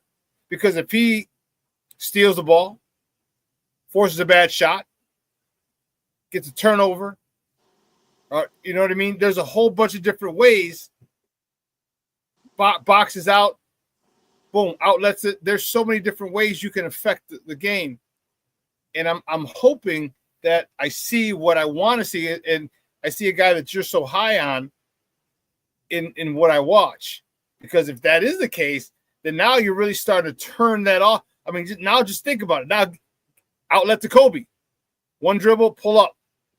All right? One outlet to Kobe. He sees the trailer Matas coming, gives it to Matas, boom. Yeah. I hope I'm anxious to watch his highlights and see what he does, because if that's the case, then I will look at this trade a lot more favorably than I'm looking at it right now. And we need defense. We need defense. We need defense. I don't know if I mentioned we need defense. Absolutely. And when you watch those highlights, also take note at some of the players he's guarding on these plays. Brunson and Brown, and he's got versatility. He's guarding the 1 through 3. Man, I really think you're going to fall in love with him, Shawn. And it starts with watching some of these defensive highlights. But not only that, I think offensively he's been undersold, and he's really going to thrive in this offense. I think because 2 years ago the Cavs were 29th in pace. You couldn't find a worse offense for Isaac Okoro. Last year they sped it up a little, but they still were. They weren't in the top third. I think they were, right around the middle, 10th, somewhere between 10 and 15. But now, I mean, you're going to be a top 3 in pace, and this is going to be perfect. So this is a perfect fit, perfect move. What about some of the other guys on the team that are still like Julian Phillips? Like Julian Phillips, definitely seen improvement, definitely seen development. Nothing to write home to mom about, or definitely not put him in the All-Star game by any stretch. But he had his moments. He hit that corner 3. He had a couple key rebounds. Your thoughts on some of the lesser or the guys who didn't get as much time on this Bulls roster? Who do you see staying? Who do you see going? What about Zach Collins as well? What about him? He's a little more athletic than Vooch as far as defensive. Yeah, I mean, Collins is on the last year of a contract, being paid $19 million. He's probably worth about half that on an open market. I don't mind Collins. I thought he actually played pretty well. He doesn't shoot the 3 like Vooch does, which I do like, but he's far better defensively. We're going to need to upgrade that position. To me, that's just like an area where we should find somebody. Like I saw Clint Capella's out there. I don't know how much he has left, but a player like that is, I think, a better fit with this team. Vooch does shoot the 3, which you like, but on the defensive end, he is so bad, and he's. I think you can count on one hand the amount of players in the league who are older than him at the center position. There's Al Horford still in the league, and Lopez, I think, is now a free agent. Those are 2 guys I know off the top of my head that are older than him, but there's not many. He's 35. There's a reason there's not a lot of guys that old in the league. As far as Julian Phillips, I felt the exact opposite. I thought he missed far too many wide open corner threes. And he's got a lot of tools athletically, but to me, he's kind of like a, Derek Jones Jr. type of player, a poor man's Derek Jones Jr. type of player. There's probably value in it. He's an incredible athlete, and theoretically, this offense and system should work with him. you got to be able to hit wide open corner threes. And I didn't think he hit it at the same level. The guy I'm probably most excited about, honestly, is Dalen Terry. I saw a huge amount of improvement from him. Hopefully he can kind Another of one, yeah. And he's got some really nice he's got passing ability. He's just I know coach is frustrated with him, and I can absolutely see why. He'll make some of the worst decisions, but yes. Yeah, he's still young, relatively young guy who plays hard. I love those guys. The Coral's this way: high motor, plays hard all the time. And then on the other end of the spectrum, you got a guy like Patrick Williams. I used to call standstill P. Will. Just he's jogging all the time, not playing at really high level, hard. Just I can't. I just saw this quote recently, or about playing hard is a skill, and I agree with that 100%. I love those high motor guys like Okoro is absolutely in that build, and I think you're gonna I think I know Patrick Williams. We're going into year 6. We've been talking about this forever, and he was awful last year. His worst year as a pro. Hopefully he can kind of return. All I want from him is just get back to 40% from 3 or 39% from 3. He was down at 35 last year. So, if he can't hit the 3, then he's really bringing very little value. I thought his defense was absolutely declined last year. He doesn't have lateral quickness, never did. But all those guys we got to hopefully Dalen Terry, Phillips, and P. Will I kind of put in the same area. One of those 3 really has to make a jump this year if we're going to do something really special. But they all have theoretically defensive ability, which should significantly help this team. I like Terry, and I first I thought he was just like a cheerleader, like kind of like who was that guy that the Bulls had? He was an OKC, and goodness, the left-handed shooter. Oh, you're talking about Campaign? Yes. Remember, Campaign was just the freaking dance partner for Russell Westbrook at OKC. Still in the league, was on the Knicks this year. Yes, he is. The conference finals. Yeah. Yes, I thought that's who Dalen Terry was going to be. Dalen Terry he improved. And again, not putting him in the All-Star game. I'm just saying he improved, and I saw development in him. I saw a more mature Dalen Terry.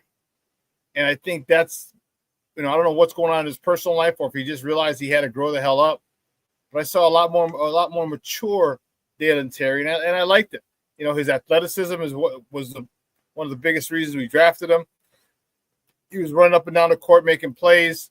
I really like him, and I need him to take another step forward this year in being more reliable down the stretch, maybe. All right, because down the stretch you pull him out, like, all right, he's done. But if he can mature and become a force defensively, in his next step of his evolution, now the Bulls got another piece, all right, to help on the defensive side of the ball.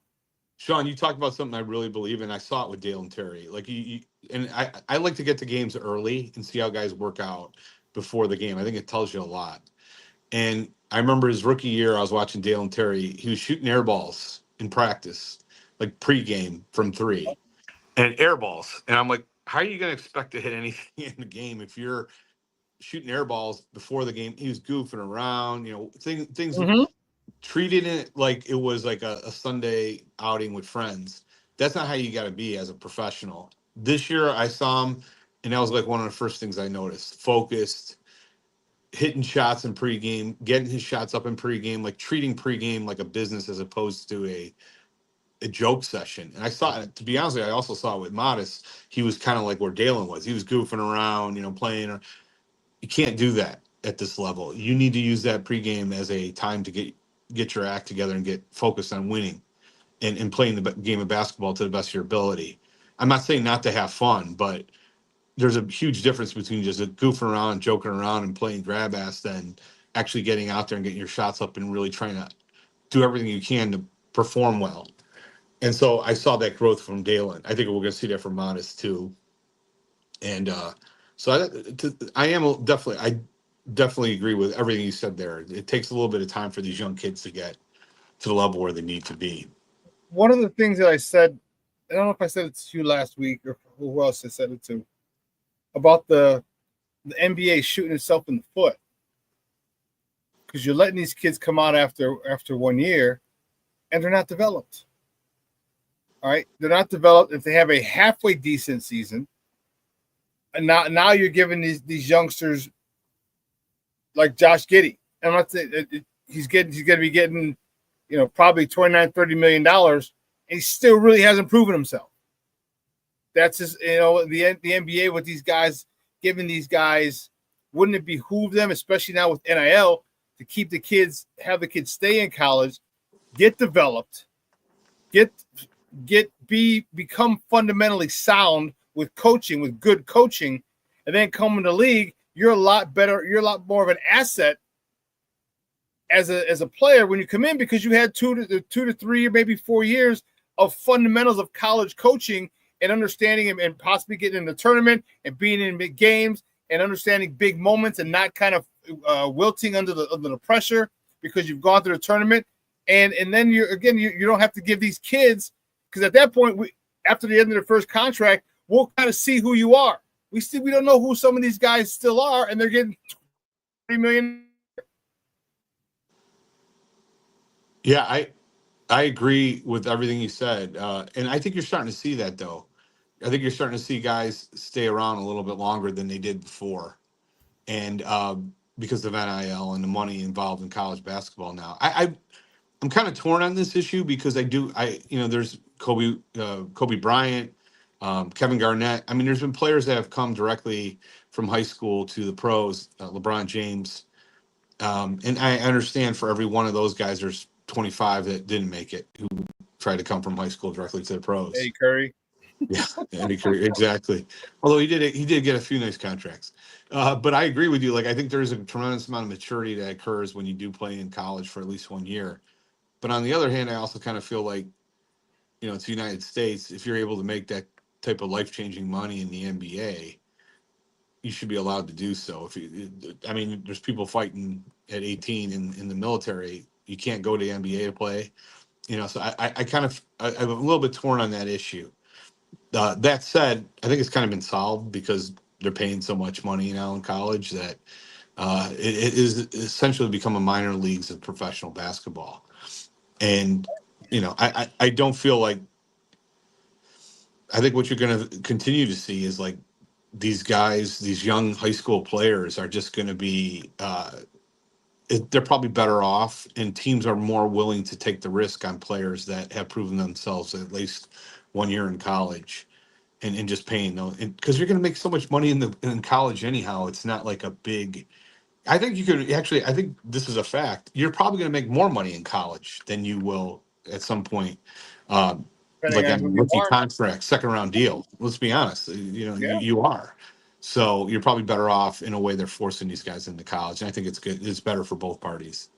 I hear you on that. You can go fight for your country stuff, but also if you're the NBA, it dilutes your product. And we're not saying that you can't come and you're not. Does it though? Age, but I don't know if it does. I think the vast majority of 18, 19-year-olds should not be playing NBA basketball because they're not ready. And that's what I mean. Like, give me a couple. Like the WNBA, you got to be 3 years. All right. Like the NFL, you got to be 3 years out of high school. I think if they went back to that rule, now and then with the NIL, now you're like, okay, I'm guaranteed $1, $2, $3, $1 million a year, $600,000 a year, whatever you're getting, every year. That's good money. All right. And you come out again with more fundamentals, with more experience, because you just can't, because they don't have time to develop you in the NBA. All right. They don't have time to work on your fundamentals in the NBA. Like, you need to get there. And that's what we're seeing, so many young guys who come in and just aren't ready physically. All right. Who aren't ready mentally. And definitely aren't ready to emotionally, and how to deal with the financial part of it, because you had 1 year, you got no money, and all of a sudden now you got $6 million. The hell you do? Yeah, so, demanding that of the best players, I think, is unfair to them. So, like, the best players that are ready to play in the league at 18, 19, there's not a lot of them, but there are some. Yeah. You're not getting the clock started. What I mean by that is you're on your rookie contract. If you're delaying that, you're still under 5 years or 4 years, whatever, under that rookie contract. And some of the players that are good enough, they want that clock started quicker. So they want it started as an 18-year-old or 19-year-old. So by the time they get to that 4th, 5th year, they're signing an extension worth 10 times what they could have made in college. So I don't think it's fair to keep them in there for 3 years. I think there's a happy medium. I like where it's at now, to be honest with you. I like the 1 year, and I think that's enough to build the maturity, and I think that kind of satisfies everything. But what you're seeing now, there's so much money in college, I think the quality of that game is getting better. And I think it's in reality, it's probably best for both leagues where it's at now. I would like a minimum another year. I just 1 year. Sure. Because now here's why. You don't go to school the second semester. You don't. Yeah. You go one semester. Just to stay eligible, go in your first semester. And the second semester you're playing games, you're in March. And then if you're going, you're a number one you're a first round pick, and you go to class. Yeah. What are you gonna do? Kick me out? Yeah, exactly. Exactly. I'm making $4 million in NIL. I'll just get an apartment off campus and live there till I get drafted. You know what I mean? That's why I think I just personally would like 2 years. I just want to see these kids become more fundamentally sound coming into the league, which makes the floor of the league better. The floor, it makes that floor higher. So you get kids who come in that are a lot more fundamentally sound and have a better grasp of the game, because that's what college is for. You get that, and you still have, the college coaches can still work on you and still instill that in you. That's just me. That's just me being 53 years old, going to be 54, get off my lawn. So, Sounds good. Hey, Fred, great stuff, buddy. Before you go, let everyone know where they can find you and your work online. It's on X, it's at CBE as in Chicago Bullseye. CBE Fred is my handle, or do a search for C Red Fred, and you'll find me. And then also on the primarily every week on the Big Red Bus, which with Podfather Doug Tonis, we do a show. There's several on the Okoro move. I did with a couple guests, and it's I love. This is a good time to be listening to basketball talk, and I think we're going to hopefully continue in the right direction with this beloved team. Cool, man. Good stuff, bro. Where can I get all the outlets to hear your podcasts? Yeah, it's available Spotify, Apple, everywhere you can listen to it. So yeah, you can just search for Big Red Bus Bulls, and you should be able to find the pod. Excellent, buddy. Hey, you have a phenomenal week. Any big plans? Thanks, beautiful out. It's gorgeous out, man. This weekend was nice. Any big plans this week? This week, no, nothing big. I mean, my son's just wrapped up his kind of summer league for the school. It was up and down for the team, but he's doing really good. He's starting his junior year, and I'm addicted to the game. I'm just enjoying watching the Sky and Fever. I do enjoy watching the Fever also, and I do too. Yeah, I just love the way that chick plays, bro. I love her vision. I love it. I love the logo threes. Everybody loves them. But just the vision that Caitlin Clark has is ridiculous, dude. Come on. Come on. Yeah, to me, she actually has not shot the ball well at all for like the last 3 or 4 games since she came back from that injury. She had one really good game when she first came back. But the thing to me about Caitlin Clark is, I love Liberty. Aaliyah, yes, exactly. Aaliyah Boston also is the center on that team, is a fantastic player. I love watching her. She's a great player. Yeah, she is. And she's very underrated, in my opinion. She's excellent defensively, great rebounder. And when they work together on a pick and roll, it's fantastic stuff. So, yeah, that's to me the difference. She gets a little nasty, a little physical. I like that. I love how she pushes it, and in terms of long passes. It's just incredible as a passer. To me, that's where I really like watching, Caitlin Clark. I think that's where she is a differentiator. And they have some players on that team. The other girl I like a lot is Lexi Hull as a defender. I think she's an excellent defensive player. They really haven't. I know the Bonner signing really kind of backfired on them. Yeah. But Howard is a good player. I love watching that team. And also the Sky's, I'll be honest, has been massively disappointing this year so far. But and obviously there's injury issues there also. But yeah, it was great to see, the last game with everything. They looked great yesterday, and so so that's good to see. So, dude, great stuff, buddy. I appreciate it, man. We'll talk soon. Take it easy. Let's go, Angel. Let's keep it going. Good stuff yesterday. Yes, that's yeoman's work, baby. 24. Fantastic game. I want more of that. I want more of that. More. We got to finish. You know, that's my frustrations with her as a rebounder. She's elite, Rodman-esque, but just keep on working on an offensive game, and it was great to see yesterday. So, yeah, all right, buddy. We'll talk soon. Take it easy, Shawn. All right, guys. That's the Red Fred. That's Fred Pfeiffer from the Big Red Bus, ChicagoBullseye.com. Great stuff, man. Listen, 2 hours is coming and going. I want to thank Fred for coming out talking Bulls basketball with us. And yeah, you know what? It's frustrating. All right, frustrating with our bullies, but we I don't know. He said, let's go look up Isaac Okoro, check out his highlights, and you will be excited. So I'm going to do that when I get back from picking up the Warden. I'm going to do that and check out some of his highlights and go from there. But listen, I'm going to replay this tonight at 6 o'clock. So if you miss it, you can catch any part of that, any part that you missed at 6.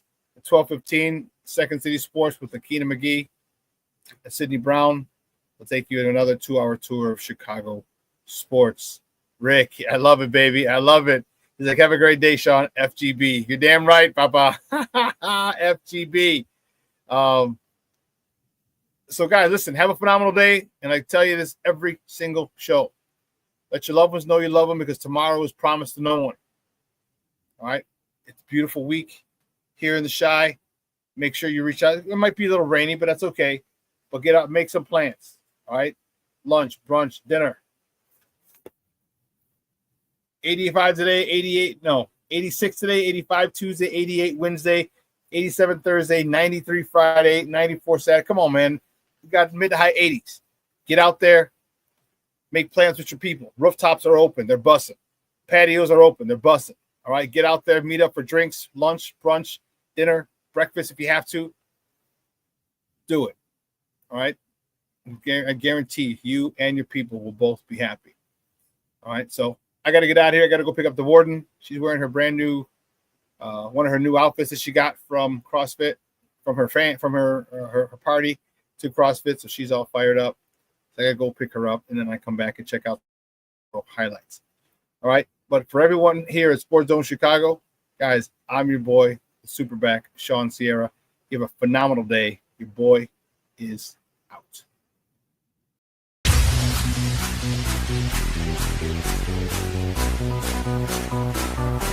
Come on, race the